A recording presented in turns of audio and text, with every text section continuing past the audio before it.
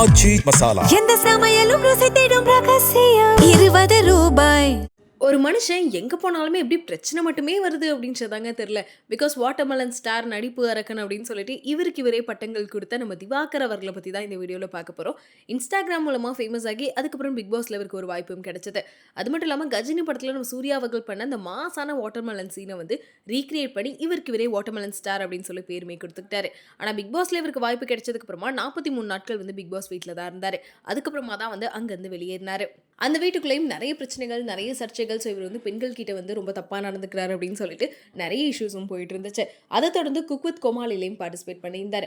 So அங்கே போனதுக்கப்புறமும் என்னன்னே தெரியல, இவ்வளோ நாள் நல்லா போயிட்டு இருந்த ஷோ இதுக்கப்புறம் நம்ம பிரச்சனையாகுது அப்படின்னு சொல்கிற அளவுக்கு வாட்டர்மெலன் ஸ்டார் நம்ம திவாகர் போனதுக்கப்புறம் பார்த்தீங்கன்னா அங்கேயுமே வந்து பிரச்சனை மேலே பிரச்சனை அப்படின்னு போயிட்டு இருந்துச்சு. முக்கியமாக அங்கே திவாகர் போனதுக்கப்புறம் மாகாப்பா, புகழ், அதுக்கப்புறம் வந்து கானா வினோத் அப்படின்னு சொல்லிட்டு இவங்களுக்கு நடுவுலையும் திவாகர் நடுவுலையும் நிறைய பிரச்சனைகள் போச்சு.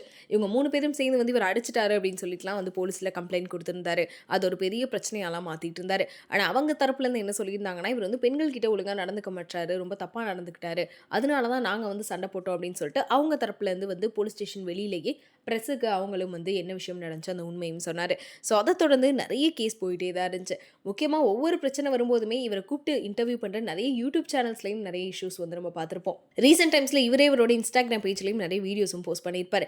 எந்த சேனலுக்கு இவரை கூப்பிட்டாலுமே சரிங்க, இன்டர்வியூ நல்லா முடியுதோ இல்லையோ, ஆனால் அங்கே இருக்கக்கூடிய கேமரா, மைக் அப்படின்னு சொல்லிட்டு எல்லாத்தையும் உடச்சிட்டு தான் வெளில வருவார். ஏன்னா ஆரம்பத்தில் நல்லா தானப்பா இருந்த அப்படின்ற மாதிரி இருந்தாலும் திடீர்னு அந்நியனாக மாறி ஸோ அந்த ஆங்கர் கூட சண்டை போட்டு அந்த யூடியூப் சேனலில் ஒரு பிரச்சனையாகி அதுக்கப்புறம் அங்கே இருக்க எக்யூப்மெண்ட்ஸ் எல்லாமே உடச்சி இந்த மாதிரி நிறைய இஷ்யூஸ் வந்து பார்த்துருப்போம். ஸோ நிறைய யூடியூப் சேனலில் இதையே தான் வந்து தொடர்ந்து பண்ணிட்டும் இருந்தார்.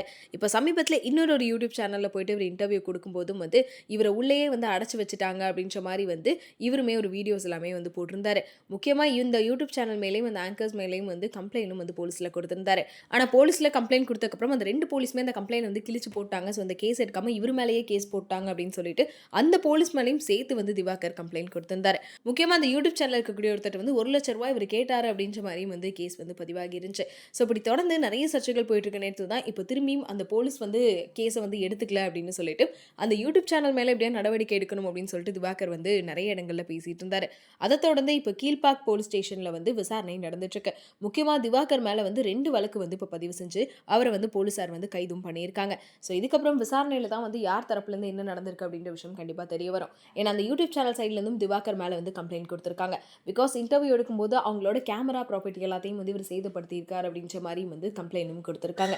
முக்கியமாக நெட்டிசன்கள்லாம் என்ன சொல்லிட்டு இருக்காங்கன்னா, இதெல்லாம் முன்னாடியே நடந்திருக்கணும், ஸோ இவரெல்லாம் வெளியே விடக்கூடாது, போலீஸ் வந்து அரெஸ்ட் பண்ணி வைக்கணும் அப்படின்னு சொல்லிட்டு நிறைய பேர் திவாகருக்கு எதிராக தான் வந்து பல விமர்சனங்களை வச்சுட்டு இருக்காங்க. ஸோ நீங்கள் இதை பற்றி என்ன நினைக்கிறீங்க அப்படின்றத மறக்காம கமெண்ட்ல சொல்லிடுங்க.